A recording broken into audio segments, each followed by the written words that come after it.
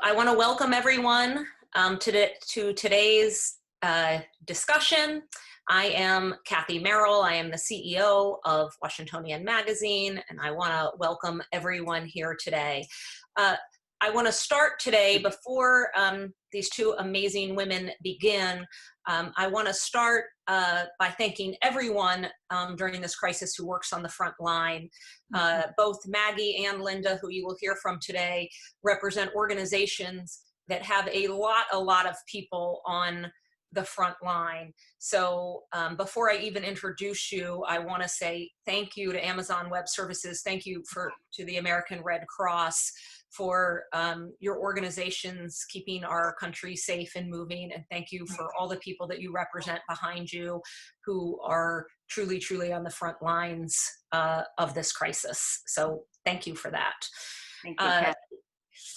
Let me do some quick introductions before I hand it over to these two. And if people have questions, I encourage people to ask questions using the Q&A button. I will pop back in and help in about 25 minutes or so, or half an hour, somewhere in there, and help direct those questions. First, Linda Mathis, who is with us today. Linda grew up in Tennessee. She was a Vanderbilt girl, and has long time had a passion for helping others. I know a lot of that comes from your father and him showing you people in need. When Linda, I think, graduated college, somewhere in there was a terrible earthquake in Nicaragua. Linda wanted to go volunteer there. So she called the Red Cross and said, I'm ready to go to Nicaragua. And they said, yes, we're not accepting, young girls who want to go to Nicaragua right now. So she took a slightly different path. She went down education and helping others. And she was at one point, I believe, Linda, I have this correct, you were talking to your minister about problems in Dallas after how the city was suffering after JFK's assassination. And you were talking about Memphis, your hometown, suffering after Martin Luther King's assassination. And he said to you, hey, I really think you should try the Red Cross again. And you did, and you got an offer within 24 hours. That began a very long tenured career at the Red Cross. Linda has been there for 47 years. To put that in perspective, that's twice as long as Clara Barton was at the Red Cross. Now she started in 1881, so different time, but that's a pretty long time. For most of that time, she has worked other places. Linda became known as a turnaround expert within the Red Cross nationally, internationally.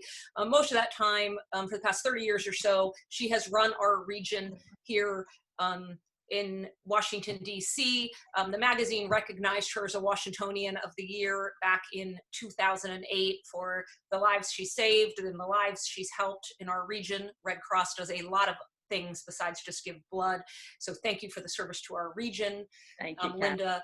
It's very appreciative. Maggie Carter is going to be leading the discussion today.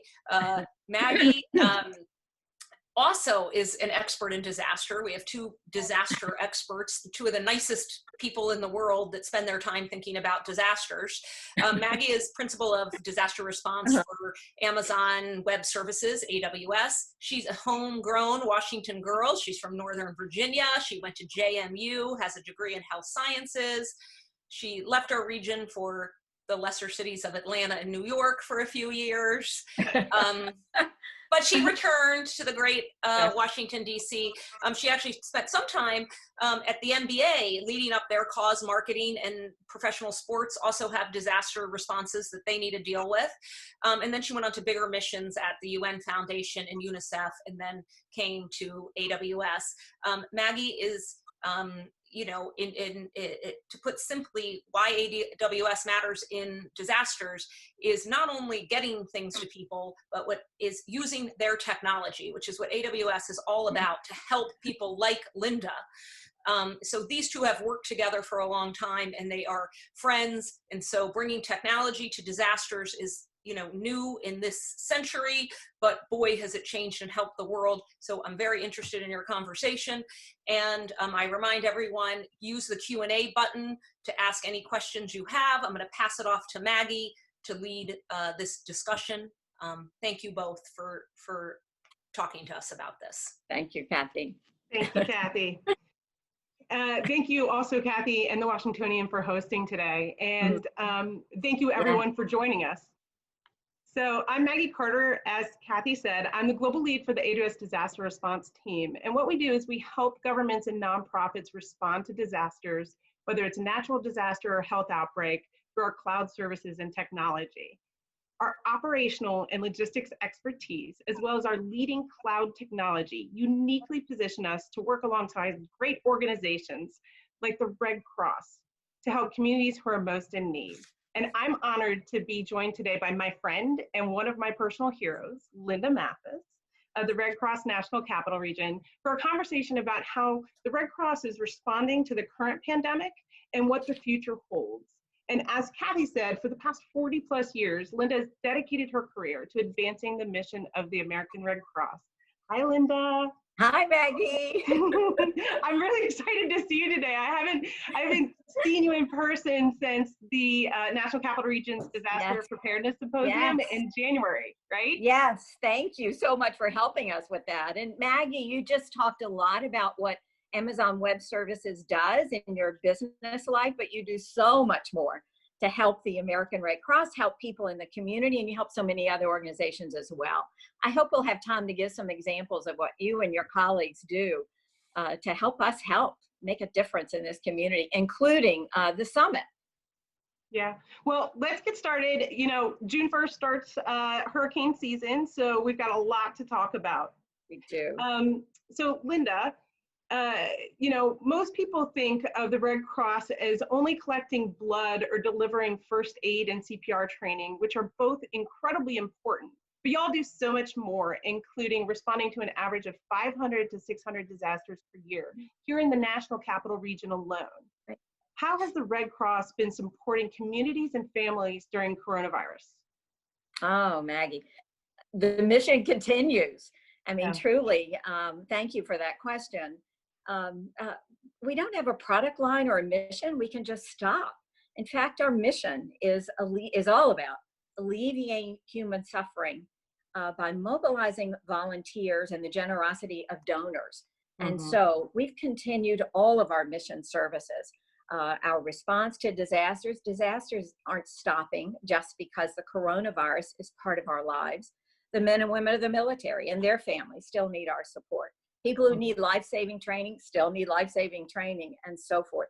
What we're doing is adjusting and adapting to this coronavirus environment and adding safety precautions, adding all the guidance we're all hearing from our local health officials and CDC. It means doing what we can virtually while never losing the human touch, the human connection that's so much a part of our services. As you can imagine, for an organization like ours that's about being there for people in times of emergencies, this is a challenge since we're so used to being there physically, emotionally, eyeballing. That human touch is such a big part of what we do. But we're adjusting and providing services virtually when we can do it. So you mentioned virtual services and you mentioned your volunteers, right? 95% of Red Cross's team is comprised of volunteers. How are you engaging your volunteers in these unusual times? Oh, Maggie, thank you for asking about volunteers. I could go on and on and on about our incredible network of volunteers, people of all kinds, helping people of all kinds, people involved in every aspect of our work. And still, even during this coronavirus period, we're engaging them in ways that are safe. To answer your question directly, we're protecting our workforce in all of what they're involved with. And I would share with you that volunteers are still involved in helping us meet the immediate emergency needs of people whose homes are burning down every day and every night. That's still happening. And our volunteers are still helping us help those people have a safe place to stay, food to eat, emotional and mental health care. Still providing that services, again, virtually when that's possible, and when that's not, and it's not always, that direct contact as well. We're also providing services to the armed forces and veterans. some online workshops, resilience workshops that we have moved to an online virtual platform.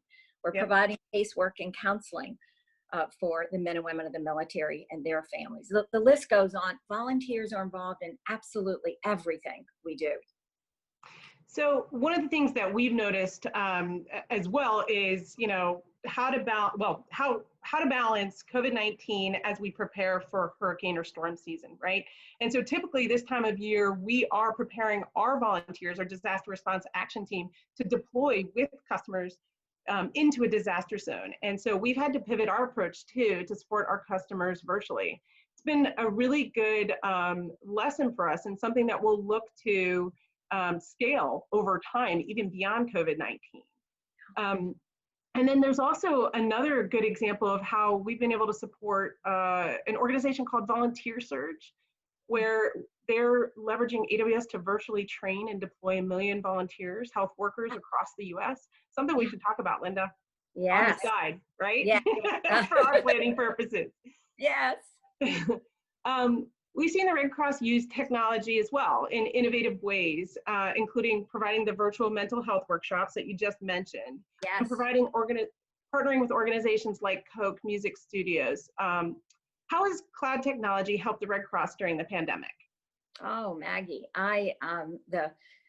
the extensive ways in which we're using cloud technology and technology in general is really substantial and coming into play, especially now. We're using, we have our Disaster Operations Coordination Center, as you know, that's a major demonstration of how we use technology to monitor what's going on and then deploy the resources that are needed, where they're needed, when they're needed, and how they're needed. We're able to do that far more quickly than ever. We're able to use the functions of our Disaster Operations Center virtually so that people don't have to come together in the room to work together. We can use all that equipment and the technology virtually to make sure we're getting to people what they most need, when they need it, where they need it. It's dramatic in helping us help people better and more quickly.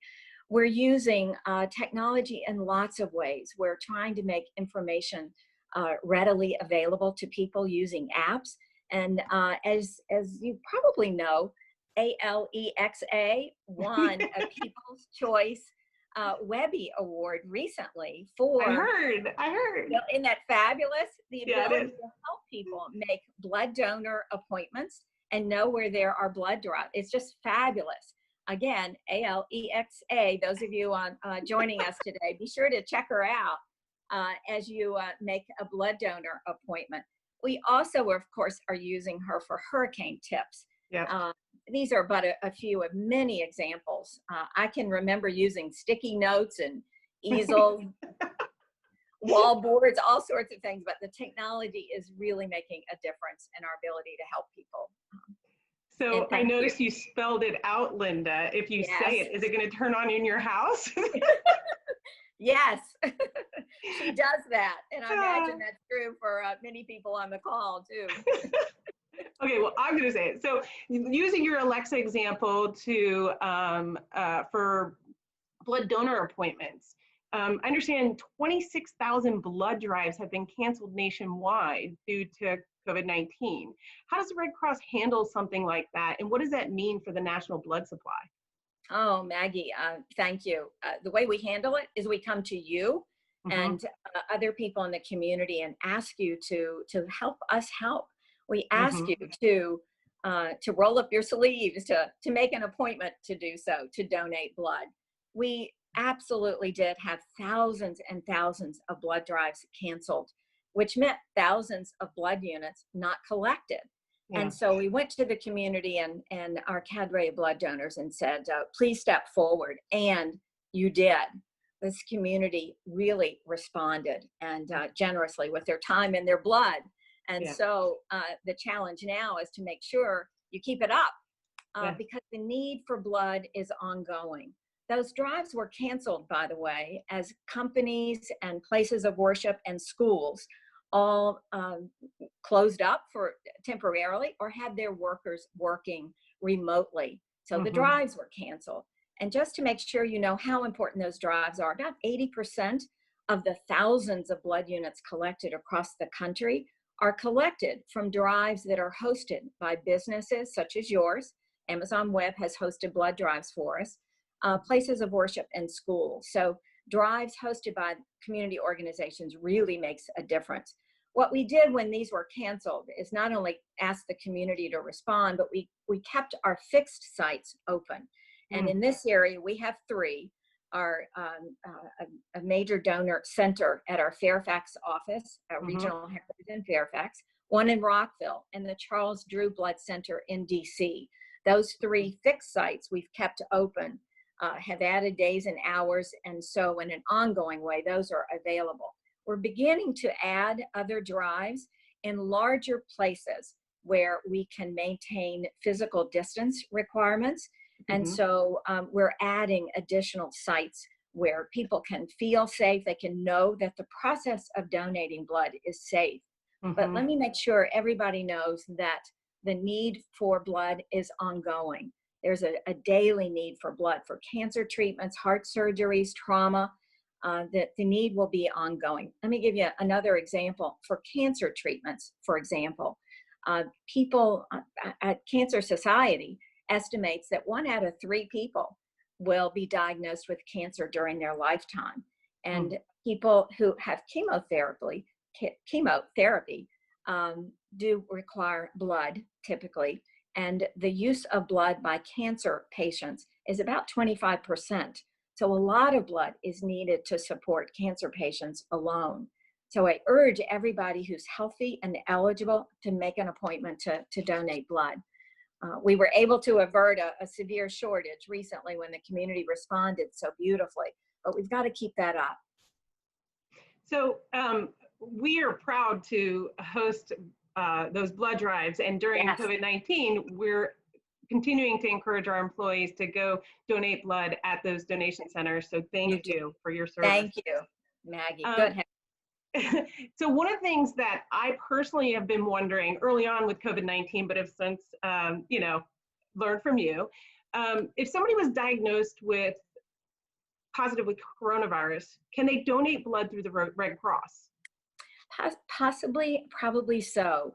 If someone has had coronavirus, has fully recovered, no symptoms or signs currently, we invite them to sign up on our website. There is a place there for people who would like to donate their antibody-rich plasma, which is a beautiful thing to do and does make a difference.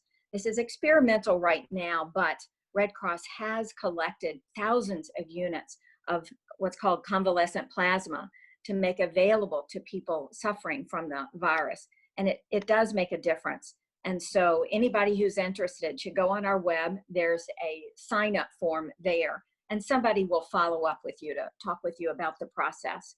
A very important thing to do. Or they can make their appointment through Alexa, right? Yes. Appointments. Okay, Through great. Alexa, I would add the blood donor app, or call 1-800-RED-CROSS, or ALEXA, all these options for you to make it easy for people to sign up. Great. So now I want to somewhat pivot from blood and talk about, right now with this pandemic, we're in a situation where we've got COVID-19 and we're heading into hurricane season early next week. How are you preparing for this? Well, we are preparing for this.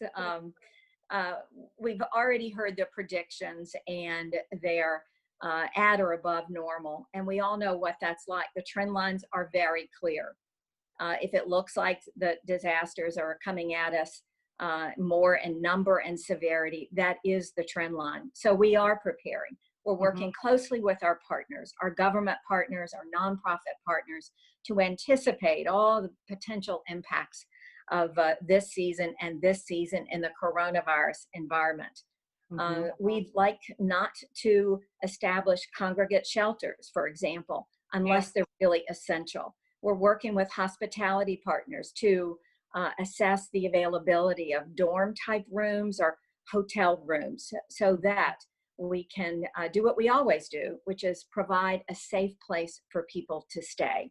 We're making sure there's food preparations. We're making sure our supplies now include lots of face coverings, lots of hand sanitizer and gloves, the kinds of supplies we all need to make sure we have in our homes, and certainly in supply in anticipation of the disaster season ahead of us.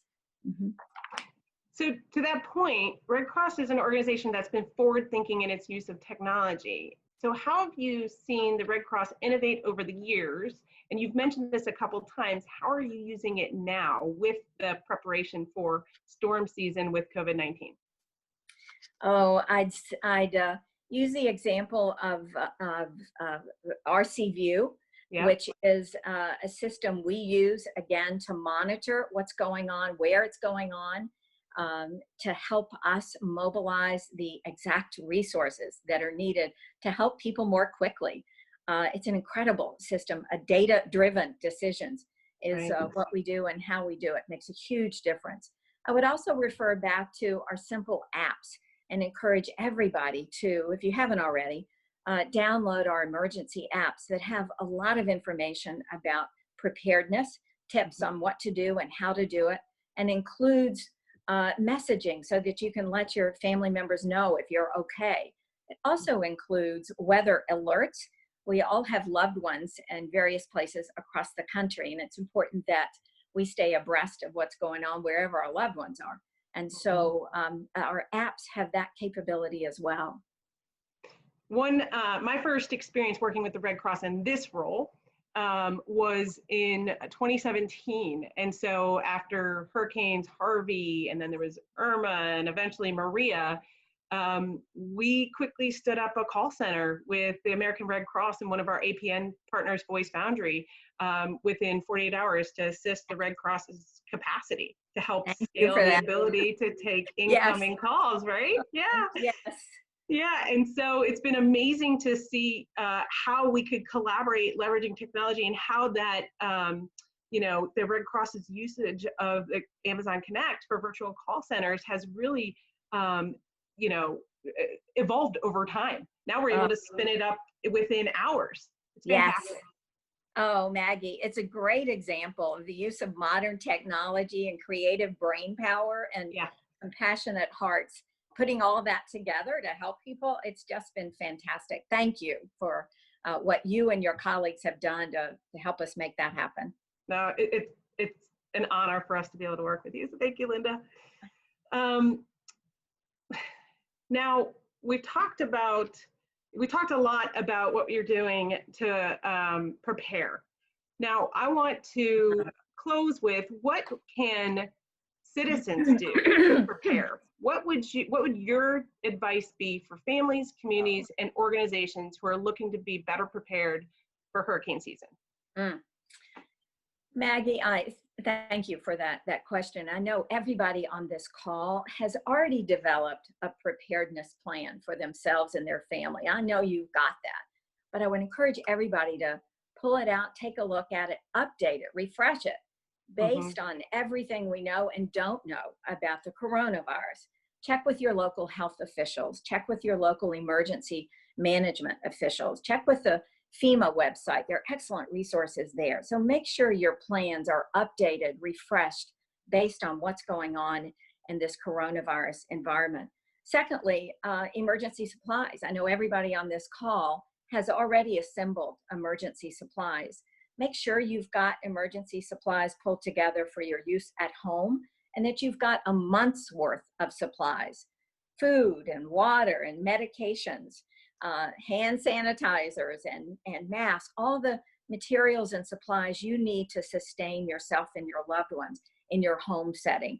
Make sure you also have a kit of supplies you can grab and go, again, with the kinds of food and water and supplies you need to sustain yourself and your loved ones for at least 3 days. And then thirdly, have a way of staying informed. Battery operated radio, whatever you can most use. Make sure you've got a way of staying informed, connecting with health officials, adding health officials to your set of people to check with to make sure you're abreast of the impact of coronavirus. That's different for us this year as we embark on hurricane season. But what's not different are those same core basic preparedness actions each of us need to take. I encourage people to practice, test your preparedness plans, even practice what it would be like to go without power, electricity for a day or two or three. We have families who do that, and it's a great experience for people to experience what it would like to be without power for a few days in case that happens. So dust off those plans you already have and make sure they're fresh and they work. Yeah, and preparation is key for us, right? Absolutely. Whether a citizen, a company, a nonprofit, whatever. For us, we really dive deep and work on preparation, both internally and with customers to help them to prepare faster. Yes. You know, and I should say, this is my last question for you. What can people do? What can I do? What can my neighbors do? Those that are listening or watching, what can people do to help the Red Cross right now? Where is it needed most? Oh, Maggie, thank you. Several things come to mind. First, if you're healthy and eligible, donate blood. Make an appointment to donate blood. That there's an ongoing need. The need is substantial. If you're not eligible to donate for any reasons, recruit somebody who is. Secondly, consider being involved. Many of you already are involved, but there's lots to do. Even in this coronavirus, there's a lot to do. We've had to tailor and adapt our work to be able to deliver our mission in this environment, and it has meant some additional roles for volunteers. So go on our website, and we're also happy to talk with you about what could be a match for your interest and your time. Thirdly, financial contributions of any size really make a difference. We have greater expenses during this period of time because it costs more to add the safety precautions and the actions and the equipment and the supplies that we're having to add to blood drives and to our disaster work. So contributions still will make a difference. Fourthly, I would encourage everybody, I want to repeat, prepare yourselves and your loved ones. Take advantage of this time together to actually talk with your family members, your loved ones, about what could happen and how your family can best be prepared. And then lastly, I would invite you to take advantage of the resources Red Cross has to offer. There's a lot available on our website, a lot available through discussions with our volunteers that can help people cope during this difficult time. Can help people develop preparedness plans and so forth. So those are a few things that come quickly to mind, Maggie. Thank you for the question.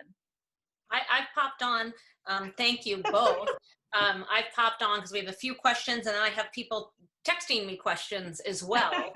So I'm gonna do one or two questions, and then we'll give give people their lunch hour back. So one, which is a very specific question, as you're talking about blood, is from Valerie Singer. How does the American Red Cross transport convalescent plasma to donors who need it? Like, given this, How do we work with our network of medical officials and hospitals? The use of convalescent plasma is typically prescribed by a doctor for people who are eligible to receive it. And then we work with the medical officials, like we always do, to make sure the supply gets to the hospital. But I guess the transport, I guess the question is, for all the blood, is that harder now to try to keep it safe and, get it to where it needs to go? We're adding all sorts of safety precautions and are still able to transport blood. Absolutely. Linda, when people this is just my question. When people transport blood, like I've given blood and it goes into this little thing, or sometimes it's bigger, does that get like put into a giant vat and that's how it's transferred? Or are they transferred all in little bags that get hung in the hospital? Like, what does a lot of blood look like? It does look like those little vials and bags and boxes. It really does. And there's scales that weigh it to make sure. So there's a very comprehensive process and system for getting it out of your body into containers that are then used to test the blood. We run all blood donations through a variety of tests before they're sent to hospitals and used by patients. And then here's another question, which is that was sort of a very specific question. I didn't, Yes. maybe there were giant barrels of blood being rolled up, but I didn't think so, but I wanted to ask, because you do, Red Cross, collects the most blood in the country. And so Yes. I know there is a lot of it by volume and weight and everything. Right. It's about 40% of the nation's supply of blood. It's a lot of blood. Yeah, well, thank you for everyone who's ever needed blood. Thank you. Yeah. And what do organizations like the Red Cross do in general? How does the Red Cross help preparedness for disasters in terms of informing people about building codes and getting communities and community leaders, whether that is fires or whether that is, a hurricane coming in? How do you sort of get way ahead of it in preparedness? No, preparedness is a year-round process. It's not like we're all of a sudden getting ready for June 1st hurricane season. Our work is year-round with partners. And in this community, we have a beautiful network of partners, our government partners, nonprofit business partners. So we're identifying places for shelters, making sure they fit all the requirements shelters must have. We're making sure we have food vendors year round. So there's a lot of work and collaboration and meetings and calls before disasters hit in hurricane season. I mean, this is an unusual, disaster that I don't think we could have really prepared for, although some people spoke about it, years ago, this type of disaster. I guess a question for both of you is, you talked about what people individually can do, but what about leaders of organizations? Like, what should leaders be thinking about in terms of disasters, and also disasters that we might not be able to conjure are coming our way, the black swan disasters? Linda, do you want to go first, or you want me to? Why don't you go? Do you know? Yeah, I would say planning is key. You've got plan A, plan B, plan C, right? And you run your game days, and you practice, and you exercise, and you learn how to pivot. So preparation and practice is key, and learning when doing, right? Absolutely. I would also add, Kathy, you also mentioned disasters we haven't seen before. So all of what Maggie just says helps us be able to turn on a dime and be able to address issues we're faced with that we haven't experienced before. I would also say leading by example. It's important for leaders to prepare themselves and their families and their places of work, and really demonstrate the importance of those practices of preparedness. Yeah, because there are, I know people think of Red Cross as blood, but you guys, you're answering, and when there's a house fire, if people don't know this, the Red Cross shows up and they find you housing, and they tell you who to help with the insurance company and who to get food, and all of those kinds of making small disasters, because they're individual, but if you're the individual, it's a pretty big disaster. Not so small, right. And this is happening every day, Kathy. Every day, every night, someone's home is burning down. Probably while we're having this conversation together, someone's home is burning, and they're losing their belongings, their food, their clothes, all too frequently their loved ones. And we're there for them. So last question, lessons of COVID, of this disaster. What have you learned you've been 40 plus years, you've seen a lot of disasters. I think this one is different. And they're all different, but this one is different even on that bell curve. What have you learned? Oh boy, we're learning. We are learning every day. And this is so different from all the other disasters we've had. Keep in mind, we've had terrorist attacks, floods, hurricanes, fires, anthrax. We've even had locusts. We've had an earthquake. We haven't had a volcano in this area, but the coronavirus is so different. Hopefully we won't. Hopefully we won't. The virus, there's no end date in sight. Usually the floodwaters recede, the fires put out, the winds die down. But with the coronavirus, we don't see an end in sight yet. So the learning there is we've got to stay the course. We've got to stay focused, agile, aware, prepared. That does wrap it up. Maggie, would you like to add anything, or are you?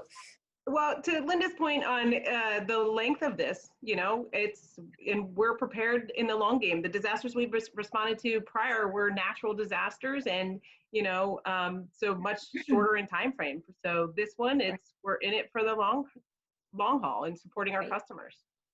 Excellent. I want to thank you both. Thank you for both of your service to our country and to the people who really, really need help the most. Very interesting, great conversation. And,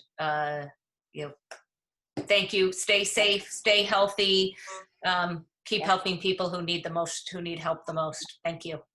Thank you, Kathy. Thank you, Kathy. Thank you, Linda. Thank you, Maggie. Bye. Bye. Hug you. Bye. Bye, guys. Bye.